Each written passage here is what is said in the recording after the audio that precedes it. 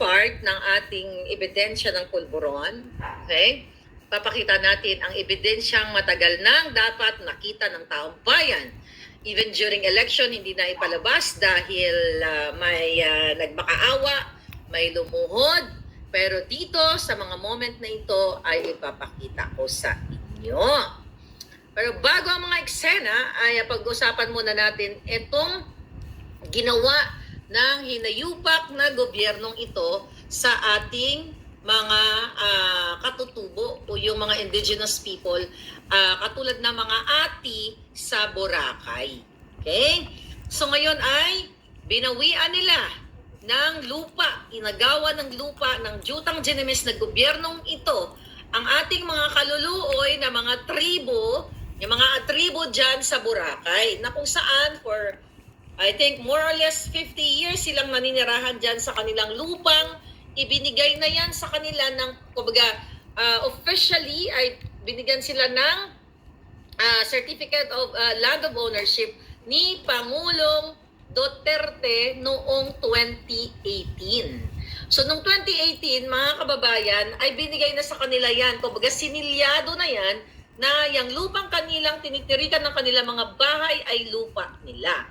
Pero ang kahayupan ng gobyernong ito ay binawi, ginawa ng paraan at ibinigay, kung di pa natin nalalaman kung sino yung developer na pinagbigyan ng ginayupak na ito. Pakita lang natin sandali, mga palangga.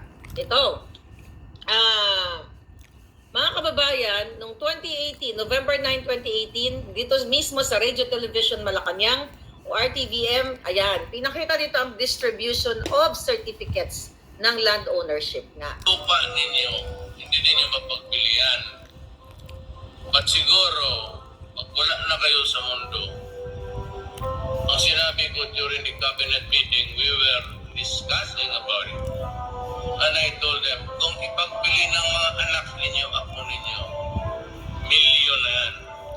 Ang sinabi ko sa cabinet, at least kayo, in your lifetime maybe, or yung mga anak ninyo, apo, makatikim ng pera. Yun ang konsuelo. Okay, mga kababayan, so nakita nyo, nakakalungkot dahil nga binawi, okay, binawi ng gobyernong hinayupak na ito ang lupa ng ating mga katutubo, mga tribong ate. Kaya mga palangga, isang araw, noong March, I think 24, ay bigla na lang hindi pinapasok itong ating mga kababayan, itong ating mga tribo, na yung mga lupang yan ay minana pa nila sa kanilang mga kanunuan, sa halip na mamuhay sila ng maayos ay binarakadahan. Okay?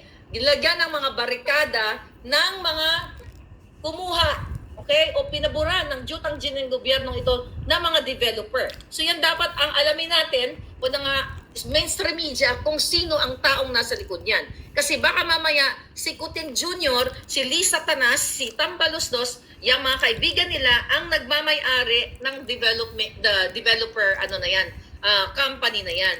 So nakita ninyo kung paano nila pahirapan itong tribo na ito, itong ating mga kababayan, binigay na yung lupa, binawi pa ng mga Jutang Ginemes.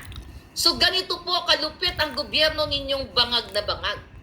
Imagine nyo, mga kababayan, binigay na, sertipikado na and everything, pinalize na ng gobyerno, pero binaliwala nila, tinarantado nila yung legal na pamimigay. Okay? Na pamimigay, actually, hindi binigay sa kanila ng gobyerno kasi kanila naman talaga yun. Kumbaga, pinatituluhan para legal na hindi sana mabawi sa kanila o hindi maland grab o hindi ilitin o ano man ang mga terminology ng mga mapang-api, ng mga walang hiyang developer na yan dahil nga ito ay para sa kanila. Inaprubahan na yan eh. Diba? May papeles na. Pero bakit binabawi ngayon ang bangag na gobyernong ito? Hindi gagawa ang DAR ng ganyan, mga palangga. Hindi nila gagawin yung mga ganyang pagbawi o pagsawalang bisa o pagbali ng batas kung walang ubas-bas ng ahas o ng mga ahas sa lipunan o sa gobyernong ginagalawan ninyo na, again, hindi lang pagbabawi, kundi ang bahala sa inyo sa gera. Imagine niyo, kinansila na lang ng ganun-ganun. Anong klaseng demonyo?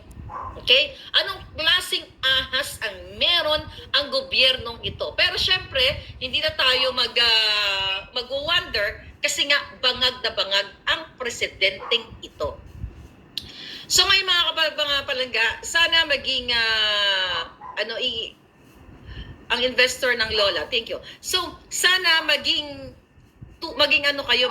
instrumento kayo para ipakalat yung issue na yan dahil yan po ay panggigipit ng hayop na gobyernong ito. Asa na yung CHR? May nagbasa ko.